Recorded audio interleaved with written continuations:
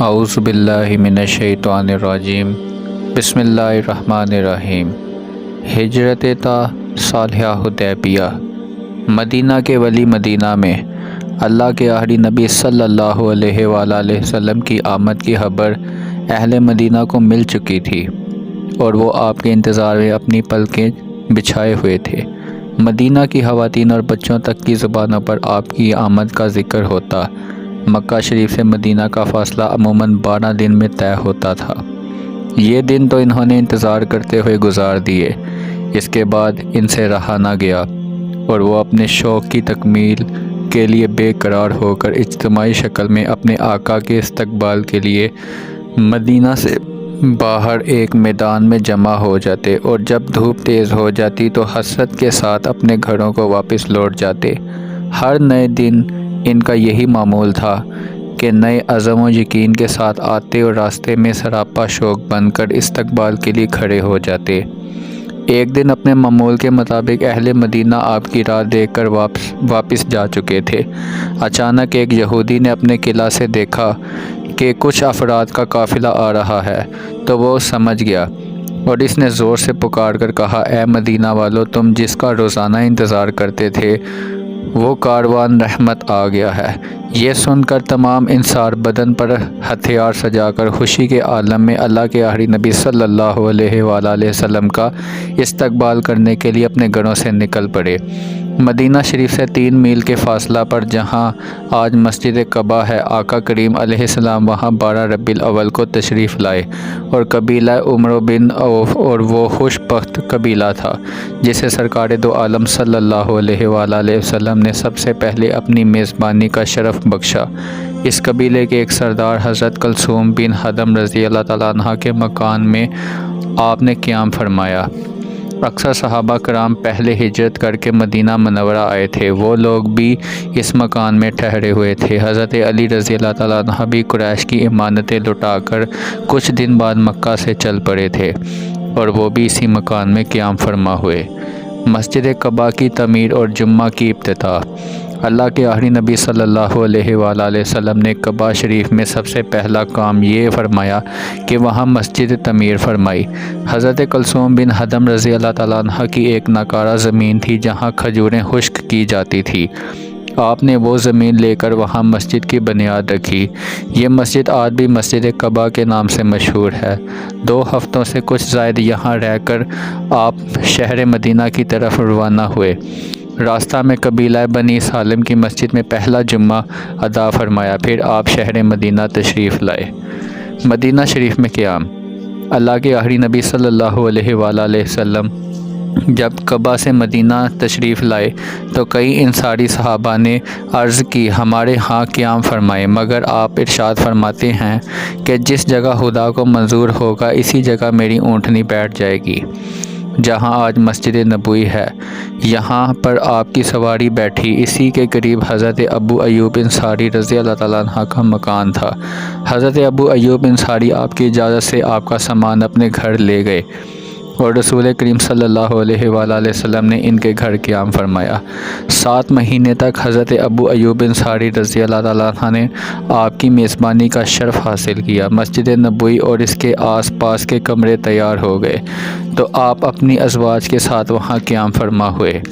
مسجد نبوی کی تعمیر۔ مدینہ شریف میں کوئی ایسی جگہ نہیں تھی جہاں مسلمان باجماعت نماز پڑھ سکیں، اس لیے مسجد کی تعمیر وہاں بہت ضروری تھی۔ اللہ کے آخری نبی صلی اللہ علیہ وآلہ وسلم کی قیام گاہ کے قریب ہی بنو نجار کا ایک باغ تھا۔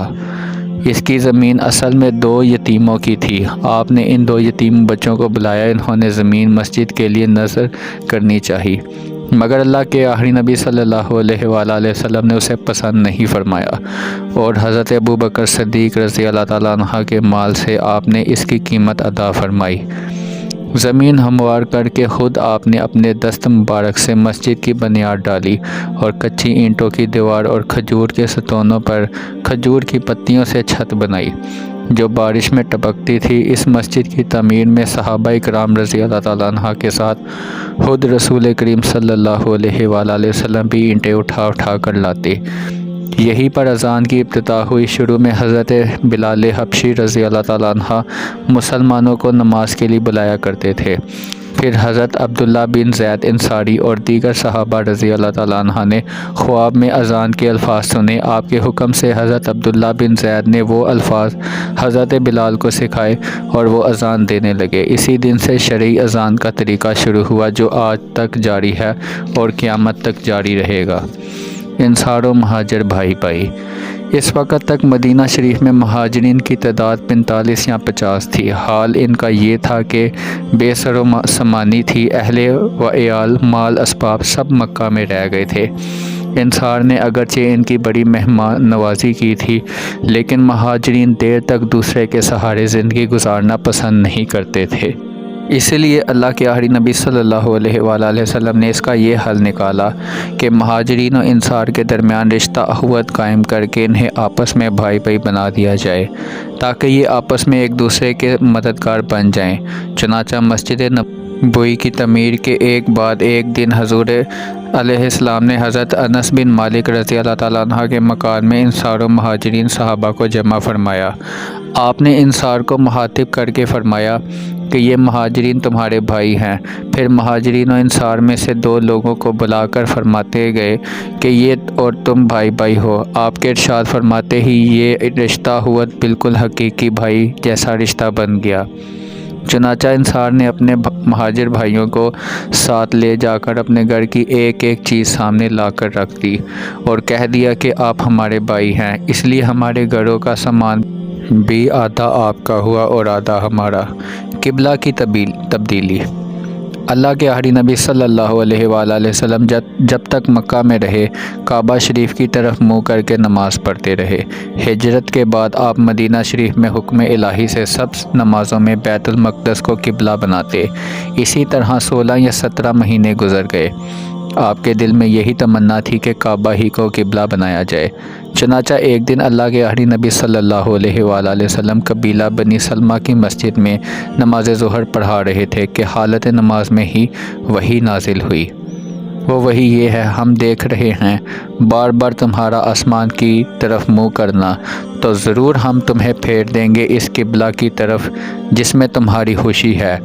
اب بھی اپنا منہ پھیر دو مسجد حرام کی طرف۔ رسول کریم صلی اللہ علیہ وآلہ وسلم نے نماز ہی میں اپنا چہرہ بیت المقدس سے پھیر کر خانہ کعبہ کی طرف کر لیا اور تمام مقتدیوں نے بھی آپ کی پیروی کی۔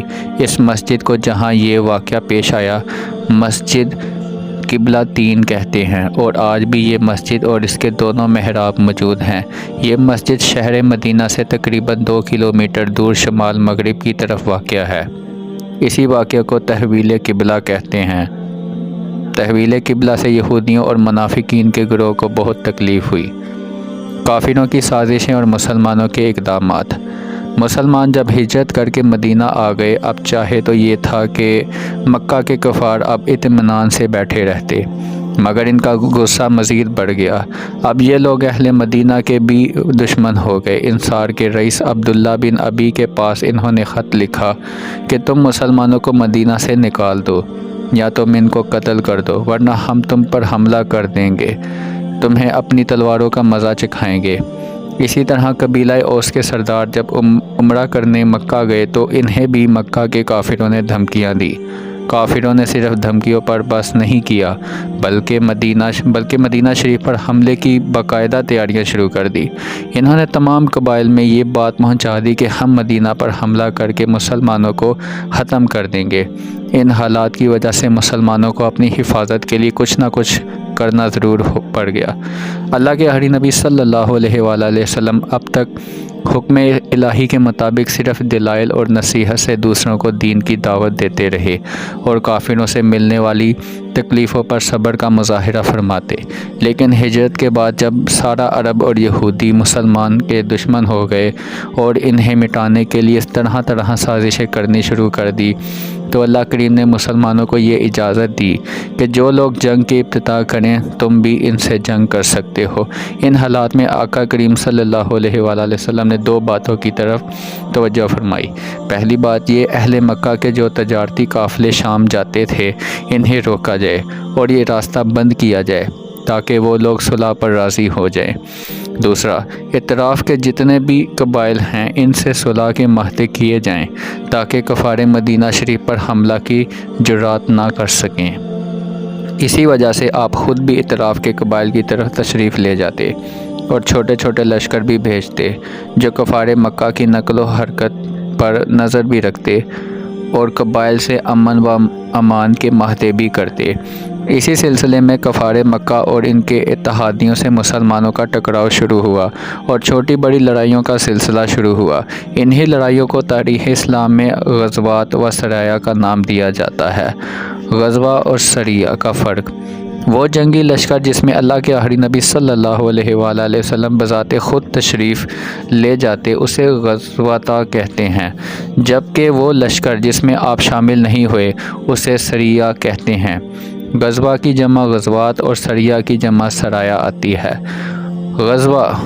غزوات و سریہ کی تعداد کے بارے میں اختلافات ہے۔